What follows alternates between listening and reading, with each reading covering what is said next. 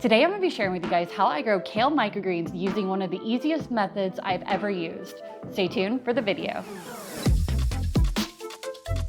First thing we're going to do is go over our tray setup, and here in front of me I have our Kratky kit. What it comes with is a no-hold 2-inch deep tray. This is going to be our reservoir later in the grow. Next up is our mediums. They were hidden in the tray.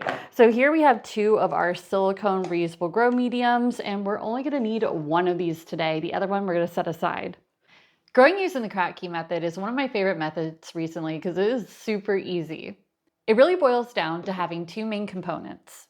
The first is some sort of deep reservoir tray. For instance, I'm using a 2-inch deep 1020 tray. The next would be some sort of shorter tray that rests on top and allows for the roots to be suspended above that water that we're going to have later in the grow. The next thing that I'm going to need is a grow medium, because if I were to plant my broccoli seeds or smaller seeds on this, they're just going to fall through into that water. For this, I'm going to be using one of our silicone reusable grow mediums. And if you're curious about this setup here in front of me, this is actually a kit that we sell, so that way you can enjoy growing Kratky method too. Our kit does come with 2 of our newest tray clip labelers, and I'm going to install one real quick before we seed this tray. For this grow, I'm going to be using 25 grams of this red Russian kale microgreen seed. Before I measure that out, I'm going to write real quick on my label so I know what I'm growing and when I started it. We like to take a piece of electrical tape and measure it out to the size of the label. The reason why we like to use electrical tape is it doesn't leave a sticky residue after it's removed. Before I spread the seed across the tray, I like to give it a light mist so my seeds don't bounce and they stick. Let's go ahead and get this tray seeded.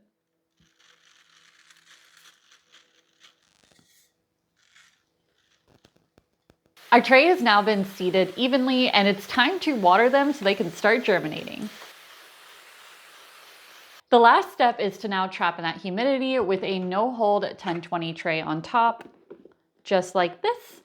Now I'm going to place this on the shelf behind me where it can germinate. From this point forward, I'm going to mist 2 times per day, morning and evening, and I'll check up with you guys here in a few days for the next steps. Kale day 3.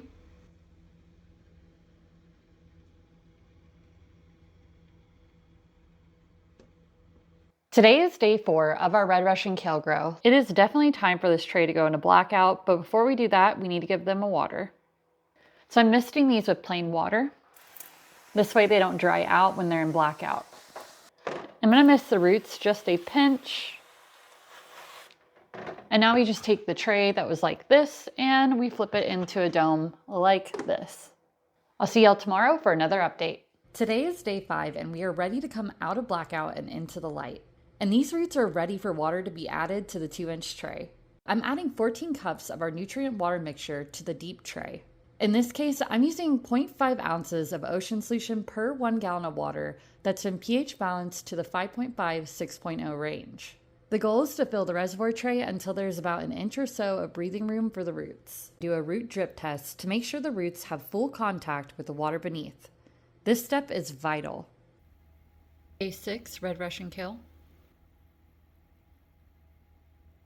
Today is day 7 of our red Russian kale, and these are looking beautiful today. I'm really liking that the canopy is nice and even across the whole tray, and they are nice and green. And let's take a look at the roots. The roots look very happy, and we still have a ton of that water left in here. See you guys tomorrow for another update. Today is day 8 of our red Russian kale, and we are 3 days into me not having to do anything. And so far, our water level is still looking very healthy.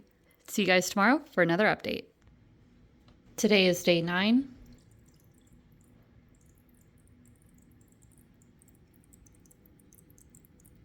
Today is day 10 of this grow, and our tray is looking beautiful. This crop is nice and tall, and we still have a very even canopy. Now let's go ahead and look at the water real quick.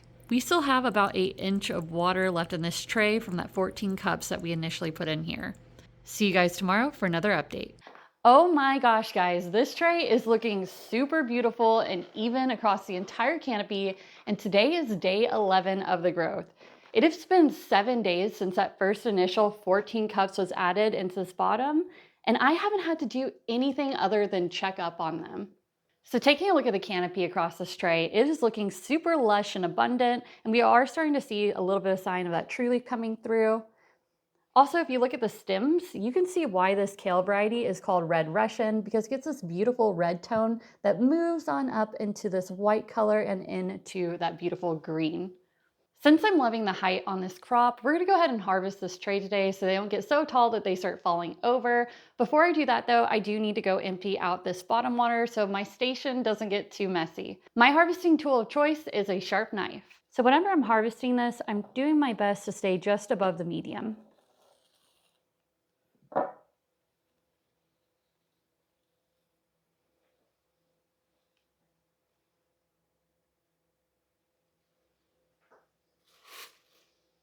Ooh, you can already smell that beautiful smell in the air. It smells kind of spicy and almost like eggy.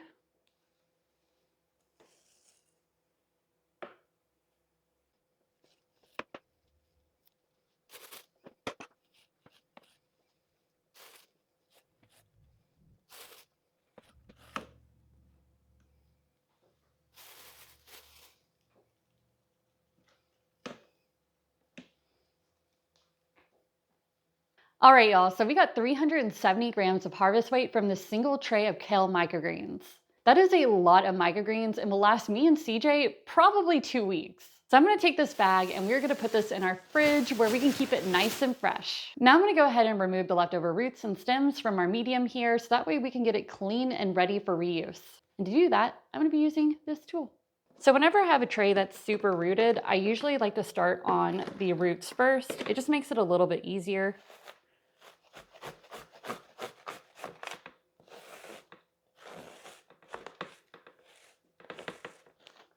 And I'll get a little corner started.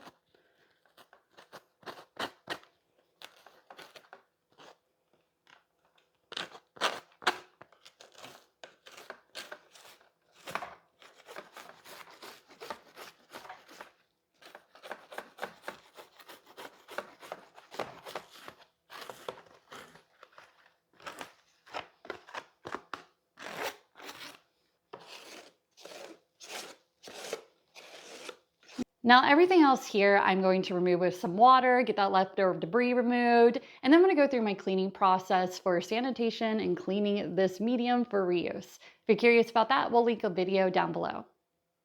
Well, y'all, I hope you enjoy this video and have successful kale grows on your Kratky setup. Personally, I love this method because it is just super easy. I barely had to do anything over these past few days, which gave me so much more time to get all my other things done. If you like this video, be sure to like, comment, and subscribe to our channel because we have more coming. And if you're curious where to get this kit, we do sell it on our website, www.onthegrow.net. Thank you guys so much and keep on believing.